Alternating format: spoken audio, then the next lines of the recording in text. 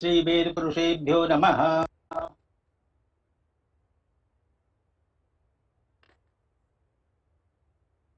वैदिक योग एवं चित चेतना विज्ञान से संबद्ध आज की इस गोष्ठी में समागत समस्त मान्यजनों को मेरा नमस्कार और अन्य कनिष्ठ जनों को स्वागत। आज की गोष्ठी में समस्त मनीषी वक्ताओं ने योग एवं चित चेतना विज्ञान पर अपनी बातें बड़ी गंभीरता से रखी हैं और वह बहुत ही महत्वपूर्ण है।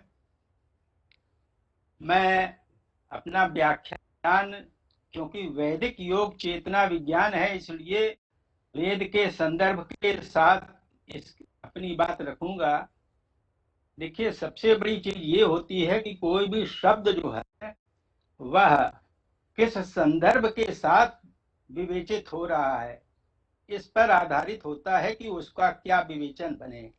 उदाहरण के लिए, जैसे एक जलज शब्द है, जलज जलज शब्द का अर्थ होता है कमल का फूल।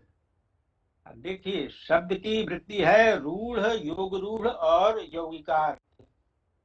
तो रूढ़ जो होता है शब्द, वह लोक व्यवहार में जिस अर्थ में प्रयुक्त होता है उसी का व्यवहार के साथ हम बोध करते हैं। जैसे किसी ने कहा जलजम आनय, कमल जल का जलज कमल फूल लाओ, तो हम वो फूल लाते हैं। ये रूढ़ है उस कमल के पुष्प में। रूढ़ में होता है जल में जो भी उत्पन्न है, जलजा है, ये तो हुई व्युत्पत्ति, लेकिन रूढ़ रूप में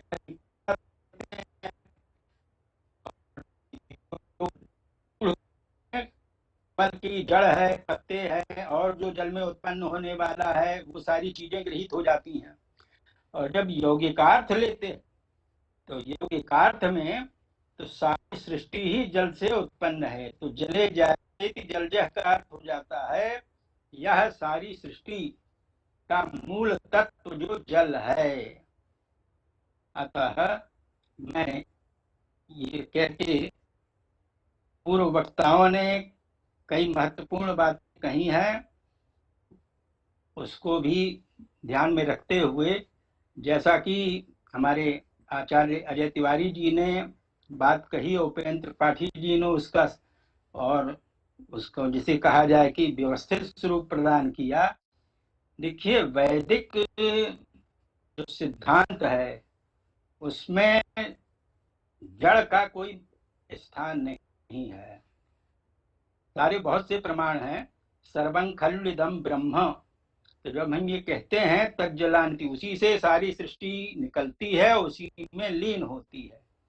तो जो भी सृष्टि उत्पन्न हुई उस ब्रह्म से, और ब्रह्म का मतलब, ब्रह्म शब्द जो है वो परमात्मा ब्रह्म का भी बोध कराता है, चेतना शक्ति का भी बोध कराता है। जो समष्टि रूप चेतना शक्ति है, जिसे हम प्योर कॉन्शसनेस कहते हैं, उसका भी बोध कराता है। और अनंत रूप में विभाजित जो चेतना शक्ति है सारी सृष्टि में, उसका भी बोध कराता है। दो तात्पर्य रूप में सारी सृष्टि में जो भी पदार्थ हैं, वैदिक सिद्धांत के अनुसार वह समस्त चेतन पदार्थ हैं। हम रूढ़ अर्थ में अचेतन चेतन ऐसा व्यवहार करते हैं, तो उसका तात्पर्य होता है किसमें वह चेतना शक्ति अधिक है, किसमें कम है। पदार्थ है सब वह शक्ति है, और वह सारा संसार परिवर्तनशील है। जब हम वेदांत में इसी को माया कहा गया। जो परिवर्तनशील संसार है वो सारा जो स्थूल जगत है परिवर्तनशील है। केवल वह जो चेतना शक्ति है वह नित्य है, वह परिवर्तनशील नहीं है। यह वेद का सिद्धांत और स्वरूप। एक रीजनिंग मैं देता हूँ। देखिए, विज्ञान है, वेद विज्ञान केंद्र है, तो विज्ञान जब है तो उसमें वेद में जो भी सिद्धांत है उनकी रीजनिंग के साथ जब हम बात रखें तब तो वो ज्ञान होगा।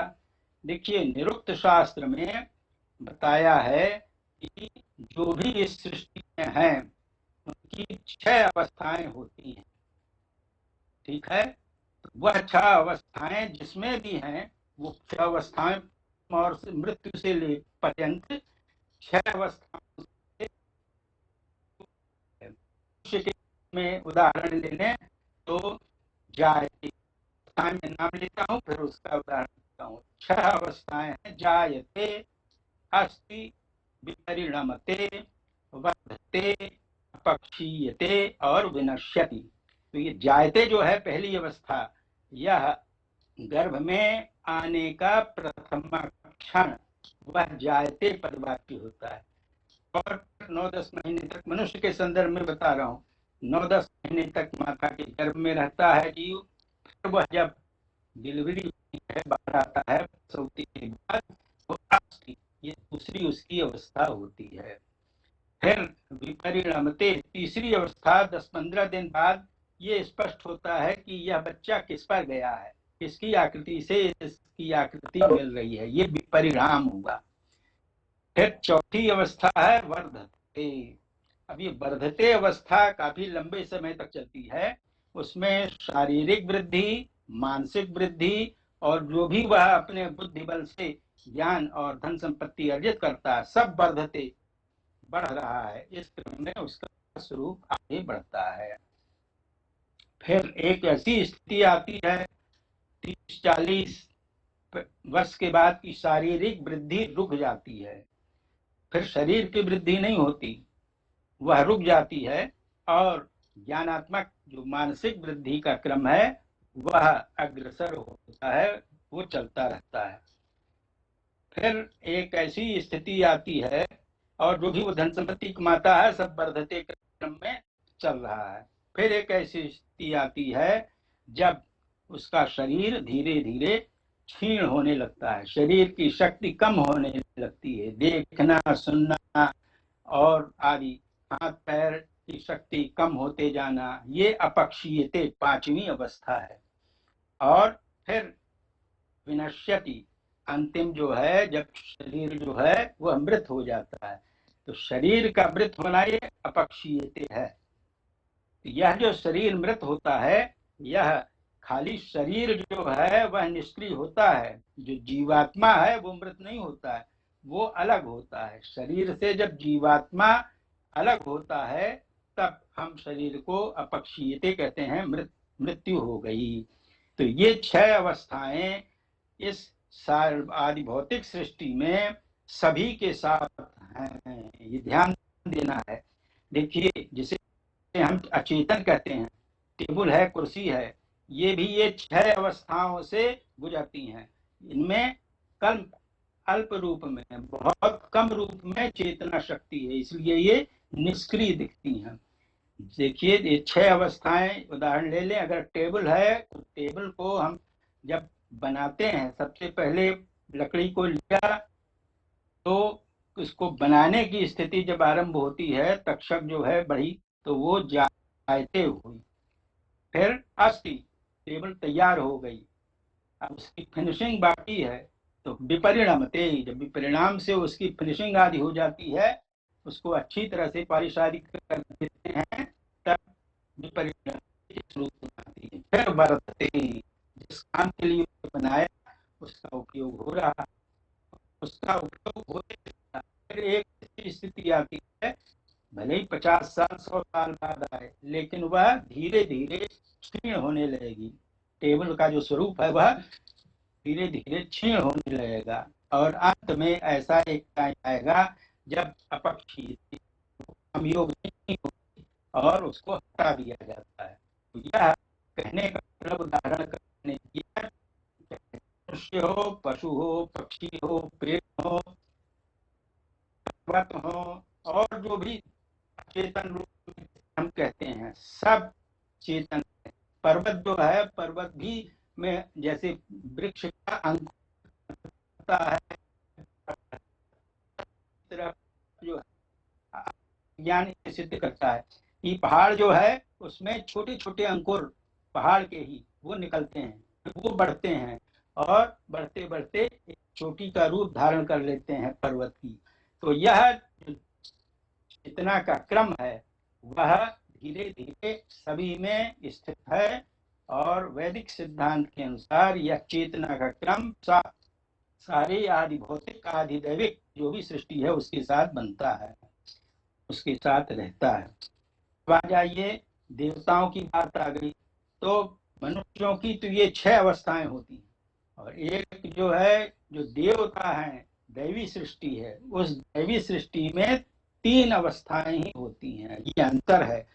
मनुष्य आदि स्थूल सृष्टि है, जो क्रिएशन है दैवी सृष्टि, उसमें अंतर सबसे बड़ा ये है कि जो देवताओं का क्रम है वह जायते फिर वर्धते और फिर विनश्यति वाले क्रम में होते हैं। एक कल्प में आप जानते हैं सारी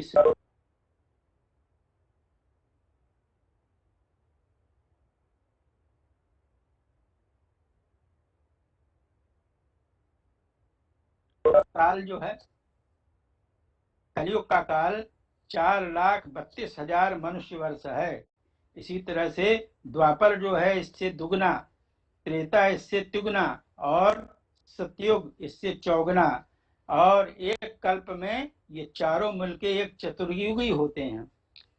सतयुग, त्रेता, द्वापर और कलयुग ये चारों मिलकर एक चतुर्युगी का रूप करते हैं और ऐसे 71 चतुर्युगी जब संपन्न होते हैं तो एक कल्प का समय बनता है, उसी में सृष्टि का क्रम होता है और फिर उतने ही समय तक सृष्टि उस परम तत्व में लीन होती है। यह एक क्रम है।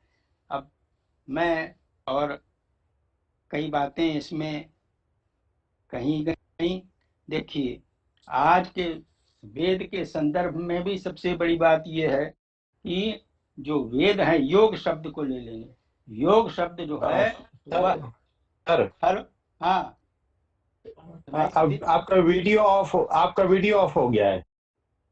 अच्छा जी, ऑन कर दें एक बार।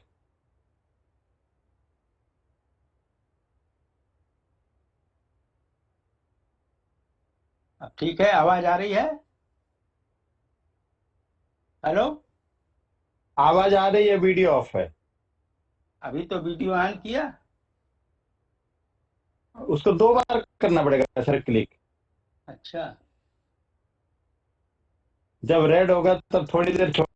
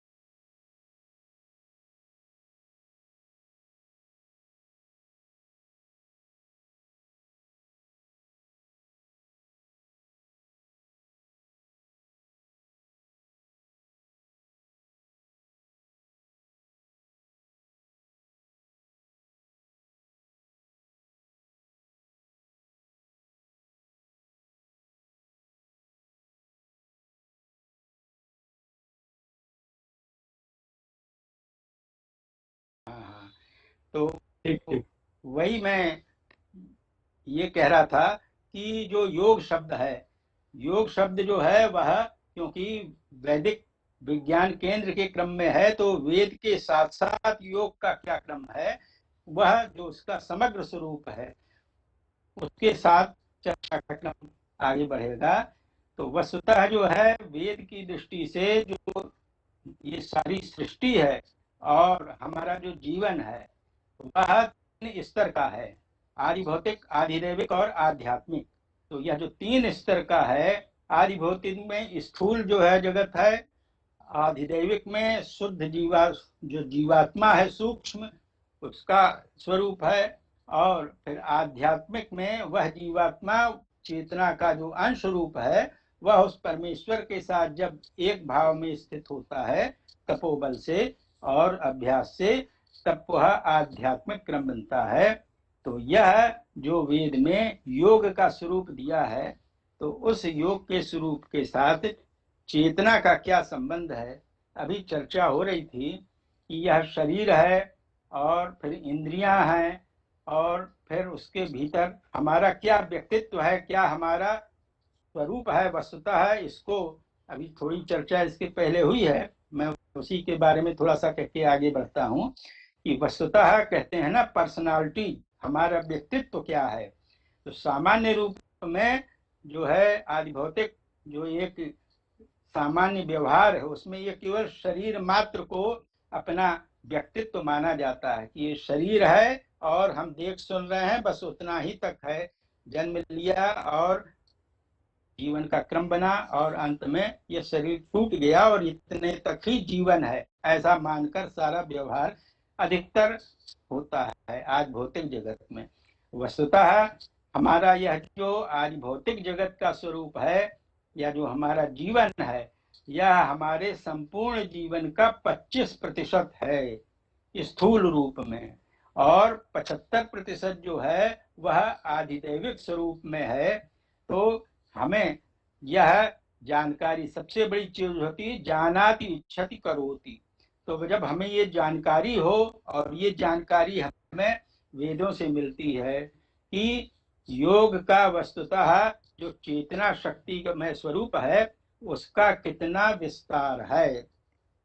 आदि भौतिक रूप में हमारा शरीर स्वस्थ रहे और हम शारीरिक मानसिक रूप से एकदम व्यवस्थित रहें, यह तो आदि भौतिक स्तर पर योग का स्वरूप आया।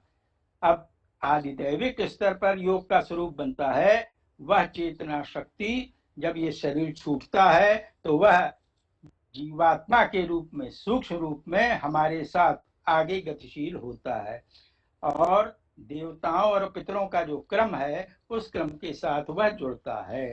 तो यह चेतना शक्ति का क्रम फिर हम जब तपोबल से यह अभ्यास से हम उस परम परमेश्वर की ही संतान है। और आवाज आ रही है? जी सर, आवाज आ रही है। हाँ, वो वीडियो नहीं हो रहा है, पता नहीं क्या प्रॉब्लम है। तो उस क्रम में हम अच्छा ठीक है भैया। तो हम उस चेतना शक्ति के साथ जुड़कर पूर्णता के क्रम में अपने को पाते हैं। इसके बारे में अनेक वेदों में स्वरूप बतलाए गए हैं, और उनका जो यह एक विस्तार क्रम है वेदों में ये बतलाया गया है कि जो योग मैंने कहा है कि योगः अप्राप्तस्य प्राप्तिर योगः, ये कहा गया है। तो जो अप्राप्त है माने आदि भौतिक क्रम में जितने प्रमाण है प्रत्यक्ष अनुमान उपमान, उनसे हम व्यवहार करते हैं, जो कुछ हमें अर्जित करना है सुख शांति के लिए हम उसे लेते हैं। लेकिन वेद जो है वह शब्द प्रमाण के रूप में जो इन तीनों प्रमाणों से हम नहीं जानते उसको बतलाते हैं। उदाहरण के लिए स्वर्ग आदि फल हो गया, या और इस प्रकृति में पर्यावरण में जो हमारा क्रम है कैसे वो व्यवस्थित हो, इसको वेद बतलाते हैं। अभी केवल सामान्य रूप में एक लोगों के मन में युग प्रभाव है कलयुग का, एक केवल ऐसी धारणा है कि जो कुछ भी यह दृष्ट है वहां तक ही हमें व्यवहार करना है। लेकिन पर्यावरण के रूप में जो ये पांचों तत्व हैं, आकाश वायु तेज जल पृथ्वी, ये पांचों तत्व कैसे संरक्षित और संवर्धित हों। जो प्रदूषण की समस्या इस समय है वो कारण यही है कि हम सामान्य रूप में अपने को इस प्रकृति के साथ भोक्ता और भोग्य रूप में देखते हैं कि हम तो उपभोग करने वाले हैं, और ये सारी प्रकृति जो है वो भोग्य है, हम उसका उपभोग करने के अधिकारी हैं। यही जो संकुचित दृष्टि है वो शोषण का कारण बन जाती है। वेद कहते हैं कि जो कुछ भी इस सृष्टि में है सब चेतनामय है, और मनुष्य का कर्तव्य इसलिए कह रहे हैं कि मनुष्य में जितने भी सृष्टि में जीव जंतु हैं उनमें मनुष्य में वह चेतना शक्ति सर्वाधिक रूप में है, और यह सर्वाधिक रूप में मनुष्य में चेतना शक्ति होने से हम प्रकृति के साथ छेड़छाड़ करने में समर्थ होते हैं। देखिए, पशु पक्षी आदि जितने भी जीव हैं वह संख्या में बहुत अधिक हैं, लेकिन उनका अनुशासित नियमित जीवन का व्यवहार है। वह प्रकृति को कभी विकृत नहीं करते, दूषित नहीं करते। ये कितना महत्वपूर्ण है। केवल मनुष्य वह जीव है जो अपनी चेतना शक्ति के आधार पर प्रकृति के ऊपर अपने को अधिष्ठित करने के प्रयास की सामर्थ्य रखता है, और वह सामर्थ्य नेगेटिव हो जाती है। हम ये भूल जाते हैं कि यह प्रकृति हमारा घर है और इसको हम कैसे संरक्षित और संवर्धित करें। तो मनुष्य वेद कहते हैं हमें वह जीवन जीना चाहिए, वे ऑफ लाइफ हमारी ऐसी होनी चाहिए कि व्यक्तिगत रूप में, पारिवारिक रूप में, सामाजिक रूप में, राष्ट्रीय रूप में और वैश्विक रूप में हम इस तरह का परस्पर व्यवहार सकारात्मक करें। सकारात्मक का मतलब होता है हम स्वयं सुखी हों और सारे जितने भी इस सृष्टि में जगत में है वो ठीक हों। ऐसा संभव है अगर हम सकारात्मक दृष्टि के साथ व्यवहार करेंगे, और वो सकारात्मक दृष्टि है जो हमारा कर्तव्य रूप कर्म है, दायित्व है, संविधान के द्वारा हमें मिला है, उसे हम मन, वाणी और कर्म से संपन्न करें। यह हम अगर करते हैं अपना ड्यूटीफुल एक्ट मन, वाणी और क्रिया के द्वारा, तो हम स्वयं के साथ इस सारी प्रकृति को, सारी सृष्टि को संरक्षित करते हैं, संवर्धित करते हैं।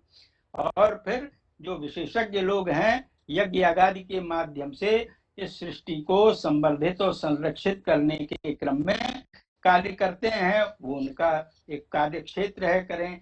लेकिन हमारा जो कार्य क्षेत्र है, जिसका जो कर्तव्य रूप कर्म, इससे मतलब नहीं है कि वो क्या है, जो अध्यापक है अध्यापन करे, छात्र अध्ययन करें, अन्य जो भी लोग हैं वो अपना अपना काम करें, उसमें छोटे बड़े का कहीं कोई महत्व नहीं है। और वह हमें वो चेतना शक्ति जो हमारे भीतर है जीवात्मा के रूप में, उसे बढ़ाती है, उसका संरक्षण और संवर्धन, ये सबसे महत्वपूर्ण पक्ष है हमारे लिए। जो वैदिक योग का चेतना विज्ञान का क्रम है, योग माने हमें उस चेतना शक्ति से जुड़ना है जो हमारे भीतर है और इस सृष्टि में व्याप्त है। तो हम चेतना शक्ति के साथ चेतना शक्ति को जोड़ने का जो उपक्रम है वह वैदिक योग विज्ञान है, वैदिक योग चित्त शक्ति विज्ञान है। यह मूल मंत्र है, यही प्रतिपाद्य विषय का मूल केंद्रीभूत विषय है। चेतना शक्ति का चेतना शक्ति से मिलन, और जब यह मिलन होता है तो सारा हमारा जीवन का स्वरूप, सारी सृष्टि का स्वरूप अच्छी प्रकार से संरक्षित और संवर्धित होता चला जाता है। और यह वेद का विज्ञान एक सीमित क्षेत्र के लिए नहीं है, पहले भी मैं इस चीज को कह चुका हूँ, पूरे विश्व के लिए, मानव मात्र के लिए यह आदर्श सिद्धांत है। क्योंकि हम जब अपना कर्तव्य रूप कर्म करते हुए कार्य में प्रवृत्त होंगे तो हमें सुख मिलेगा, क्योंकि हमारे आसपास जो कुछ भी है वो भी सुखी रहेगा। तो सबका सुख चाहते हुए अपना सुख जब हम चाहेंगे तो यह चेतना शक्ति का पूर्णता का विज्ञान व्यवस्थित रूप में हमारे साथ जुड़ेगा, और यही वैदिक चेतना विज्ञान का वास्तविक रूप है। एक और बात आज इस पर चर्चा भी हो चुकी है, देवता का स्वरूप कैसा क्या हो। तो देखिए, ऋषि छंद देवता का क्रम है, उसमें पहला है यश स्तौति स ऋषि ही, एक सिद्धांत ही है, सीधा सीधा सिद्धांत, जो जिसकी स्तुति करे वह तो ऋषि हुआ। तो या स्तुयते सा देवता, जिसकी हम स्तुति करते हैं वो देवता होता है। तो देवता का मतलब हो गया हम जिसकी भी स्तुति कर रहे हैं उसका अभिमानी देवता, वो चेतना शक्ति सब में है। तो उस चेतना शक्ति को व्यावहारिक दृष्टि से जब हम व्यवहार करते हैं तो प्रत्येक वस्तु में वो चेतना शक्ति है। ये एक समझने की चीज है। प्राचीन काल में जो आयुर्वेद हमारा चिकित्सा विज्ञान है, तो जब हमें दवा आदि बनाने के लिए जो जड़ी बूटियां हैं या कोई औषधीय वनस्पति हैं उनको जरूरत होती थी, तो चिकित्सक एक दिन पहले जाकर उससे जो जड़ी बूटी है पेड़ पौधे के रूप में उससे प्रार्थना करते थे, निवेदन करते थे कि औषधि बनाना है जीवन रक्षा के लिए, इसलिए हम आपको कल लेने आएंगे। और फिर वो कल जाके उसको विनम्रता के साथ तोड़ते थे, उखाड़ते थे। तो वह चेतना शक्ति का परस्पर जो हमारा व्यवहार है, यही इस जीवन का सार है। और इस जीवन के सार को हमें आज बहुत ही अधिक समझने की जरूरत है। और जब हम यह समझेंगे, इसके साथ जुड़ेंगे और सभी को जोड़ेंगे, तो यह समग्र रूप में सारी सृष्टि के लिए उतना ही कल्याणकारी होगा जितना कि हमेशा संकल्पित रहा है। एक चीज और सबसे बड़ी चीज होती है ईश्वर में और सत्संगों में, लोग सामान्य रूप से कुतर्क कुतर्क अगर है तो दिखाओ। तो ये है कि जो चीज अगर आंख से देखें वही है ऐसा हम माने तो, और सारे संदर्भ छोड़ दीजिए। ये जो आज का कोरोना काल है और कोरोना के जो वायरस हैं, ये हम दिखाई नहीं पड़ते, हमें हमारे चारों तरफ हैं, दिखाई नहीं पड़ते। और सारा नियम और सारे जो कानून हैं वो कहते हैं भाई इनसे बचो, इनको से बचने की जरूरत है। यह अगर हमारे साथ जुड़ गया तो हमारे लिए हानिकर होगा।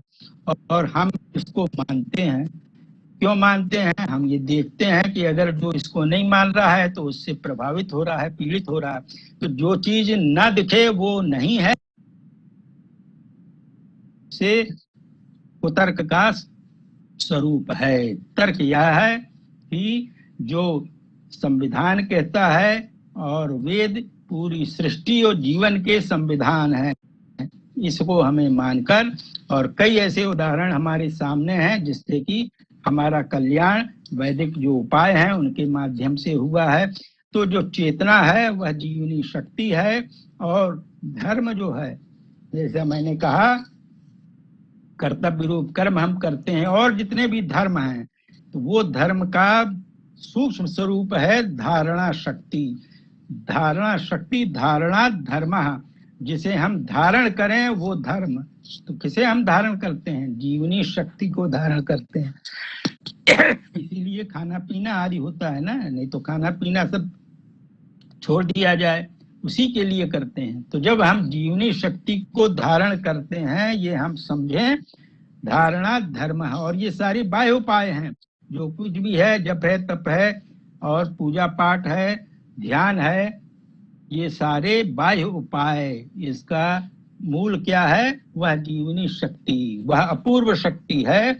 और जैसे ये कोरोना के वायरस नहीं दिखते, इसी तरह वह जो चेतना शक्ति है, कॉन्शसनेस है, डिवाइडेड एस्पेक्ट में पूरी सृष्टि में फैला है, वह एक ही उस परम तत्व से आया हुआ है। वेदों में बहुत से मंत्र उसके बारे में कहे गए हैं, उनकी चर्चा मैं नहीं करूंगा क्योंकि समय भी कम है और उस चीज को जन सामान्य तक के क्रम में पढ़ने की जरूरत नहीं है। तो मैं समझता हूँ कि वह चेतना शक्ति ब्रह्म का जो है अविभाज्य अंग है। ब्रह्म यानी जो निराकार परम तत्व है, और उसी चेतना शक्ति का जो घनीभूत है उसको हम प्योर कॉन्शसनेस कहते हैं।